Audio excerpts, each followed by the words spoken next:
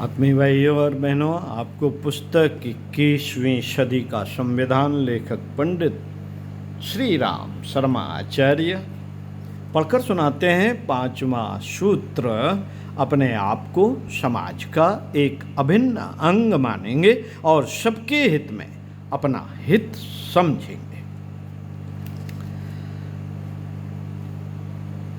सामाजिक न्याय का सिद्धांत ऐसा अकाट्य तथ्य है कि इसकी एक क्षण के लिए भी उपेक्षा नहीं की जा सकती।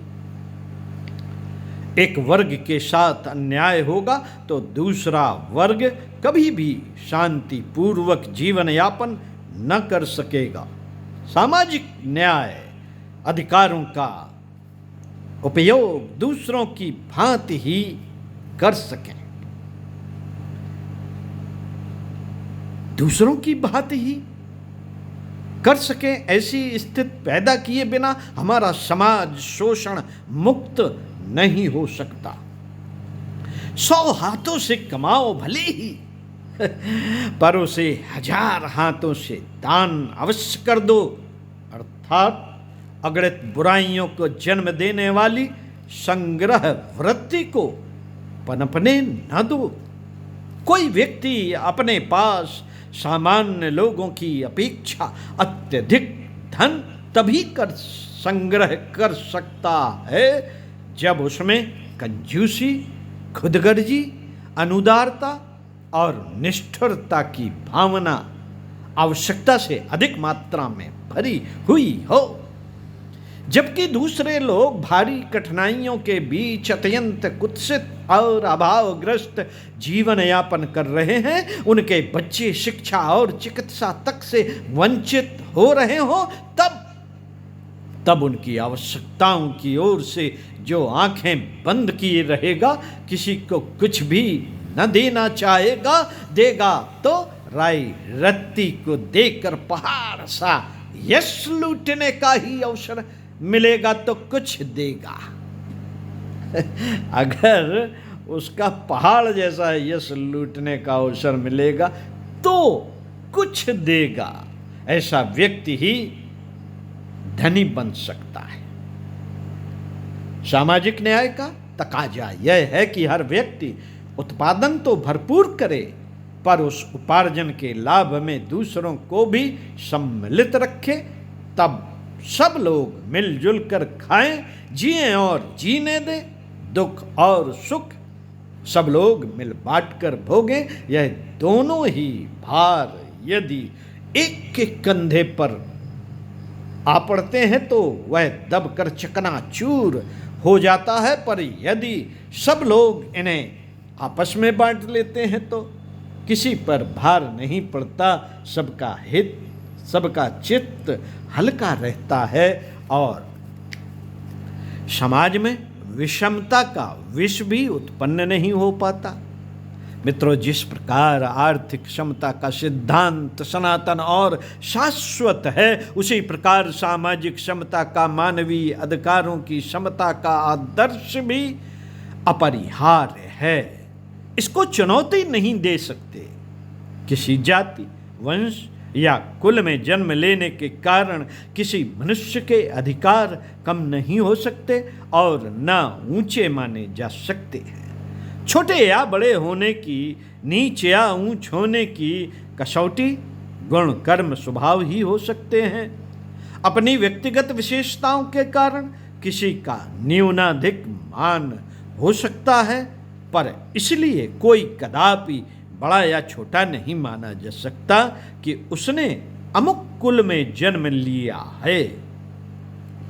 इस प्रकार की अविवेकपूर्ण मान्यताएं जहां भी चल रही हैं, वहां कुछ लोगों का अहंकार और कुछ लोगों का दैन्य भाव ही कारण हो सकता है। अब उठती हुई दुनिया इस प्रकार के कूड़े कबाड़ जैसे विचारों को तेजी से हटाती चली जा रही है। मित्रों, स्त्रियों के बारे में पुरुषों ने जो ऐसी मान्यता बना रखी है कि शरीर में भिन्नता रहने मात्र से नर और नारी में से किसी की हीनता या महत्ता मानी जाए, वह ठीक नहीं। यह भली प्रकार समझ लेना चाहिए कि हम समाज के अभिन्न अंग हैं। जिस प्रकार एक शरीर से संबंधित सभी अवयवों का स्वार्थ परस्पर संबद्ध है, उसी प्रकार सारी मानव जाति एक ही नाव में बैठी हुई है, एक ही नाव में बैठी हुई है। पृथकता की भावना रखने वाले, भिन्न स्वार्थों, भिन्न आदर्शों और भिन्न मान्यताओं वाले लोग कहीं बहुत बड़ी संख्या में अधिक इकट्ठे हो जाएं, तो वे एक राष्ट्र, एक समाज, एक जाति नहीं बन सकते। एकता के आदर्शों में जुड़े हुए और उस आदर्श के लिए सब कुछ निछावर कर देने की भावना वाले व्यक्तियों का समूह ही समाज या राष्ट्र है। शक्ति का स्रोत इसी एकानुभूति में है। यह शक्ति बनाए रखने के लिए हर व्यक्ति स्वयं को विराट पुरुष का एक अंग, राष्ट्रीय मशीन का एक प्रामाणिक पुर्जा मानकर चले, सबके संयुक्त हित पर आस्था रखे। यह आवश्यक है, यह आवश्यक है। हमारी सर्वांगीण प्रकृति का आधार यही भावना बन सकती है। मित्रों, सबके हित में अपना हित सन्निहित होने की बात जब कही जाती है तो लोग यह भी तर्क देते हैं कि अपने व्यक्तिगत हित में भी सबका हित साधना चाहिए। यदि यह सच है तो हम अपने हित की बात ही क्यों न सोचें। यहां हमें सुख और हित का अंतर समझना होगा। सुख केवल हमारी मान्यता और अभ्यास के अनुसार अनुभव होता है, जबकि हित शाश्वत सिद्धांतों से जुड़ा होता है। हम देर तक सोते रहने में, कुछ भी खाते रहने में सुख का अनुभव तो कर सकते हैं, किंतु हित तो जल्दी उठने, परिश्रमी एवं संयमी बनने से ही सधेगा। अस्तु व्यक्तिगत सुख को गौण तथा सार्वजनिक हित को प्रधान मानने का निर्देश सत्संकल्प में रखा गया है। साथियों, व्यक्तिगत स्वार्थ को सामूहिक स्वार्थ के लिए उत्सर्ग कर देने का नाम ही पुण्य परमार्थ है। इसी को देशभक्ति, त्याग, बलिदान, महानता आदि नामों से पुकारते हैं। इसी नीति को अपना कर मनुष्य महापुरुष बनता है, लोकहित की भूमिका संपादन करता है और अपने देश समाज का मुख उज्ज्वल करता है। मुक्ति और स्वर्ग का रास्ता भी यही है। आत्मा की शांत और सद्गति भी उसी पर निर्भर है। इसके विपरीत दूसरा रास्ता यह है जिसमें व्यक्तिगत स्वार्थ के लिए, सारे समाज का अहित करने के लिए मनुष्य कटिबद्ध हो जाता है। दूसरे चाहे जितनी आपत्ति में फंस जाएं, चाहे जितनी हानि और पीड़ा उठाएं, पर अपने लिए किसी की कुछ परवाह न की जाए। अपराधी मनोवृत्ति इसी को कहते हैं। आत्महनन का, आत्म पतन का मार्ग यही है। इसी पर चलते हुए व्यक्ति नारकी यंत्रणा से भरे हुए सर्वनाश के गर्त में गिरता है।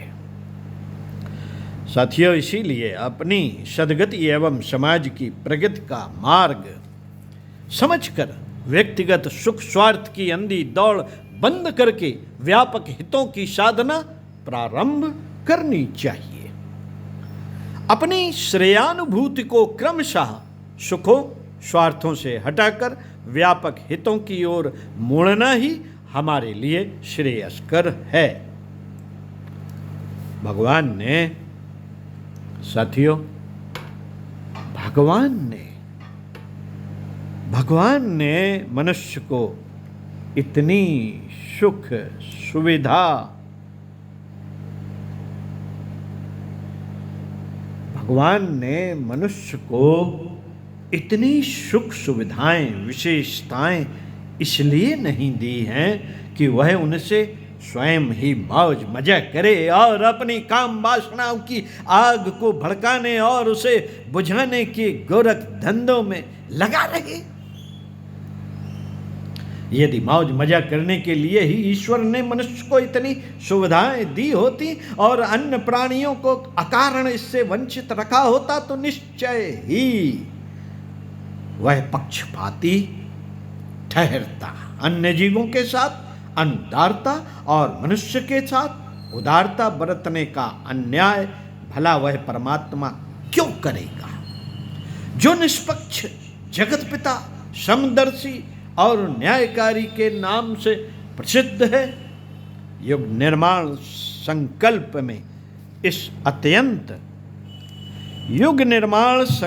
में इस अत्यंत आवश्यक कर्तव्य की ओर ध्यान आकर्षित किया गया है कि मनुष्य का जीवन स्वार्थ के लिए नहीं परमार्थ के लिए है।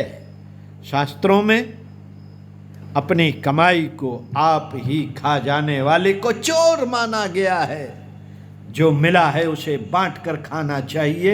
मनुष्य को जो कुछ अन्य प्राणियों के अतिरिक्त मिला हुआ है वह उसका अपना निज का उपार्जन नहीं वरन सृष्टि के आदि से लेकर अब तक के श्रेष्ठ सत्पुरुषों के श्रम एवं त्याग का फल है। त्याग का फल है। यदि ऐसा ना हुआ होता तो मनुष्य भी एक दुर्बल वन्य पशु की तरह, रीछ बानरों की तरह अपने दिन काट रहा होता। मित्रों, इस त्याग और उपकार की पुण्य प्रक्रिया का नाम ही धर्म, संस्कृत एवं मानवता है। उसी के आधार पर इतना आगे बढ़ जाना संभव हुआ। यदि इस पुण्य प्रक्रिया को तोड़ दिया जाए, मनुष्य केवल अपने मतलब की बात सोचने और उसी में लगे रहने की नीति अपनाने लगे तो निश्चय ही मानवीय संस्कृति नष्ट हो जाए। मित्रों, मानवीय संस्कृति निश्चय ही नष्ट हो जाएगी और ईश्वरीय आदेश के उल्लंघन के फलस्वरूप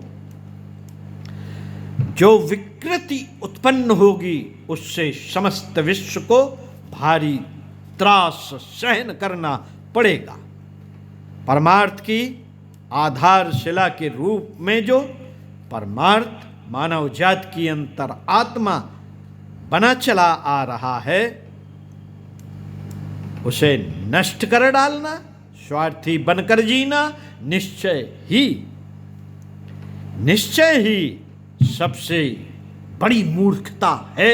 इस मूर्खता को अपनाकर हम सर्वतोमुखी आपत्तियों को ही निमंत्रण देते हैं और उलझनों के दलदल में आज की तरह ही दिन रात दिन गहरे धंसते चले जाते हैं। पंडित श्री राम शर्मा आचार्य। ओम शांति।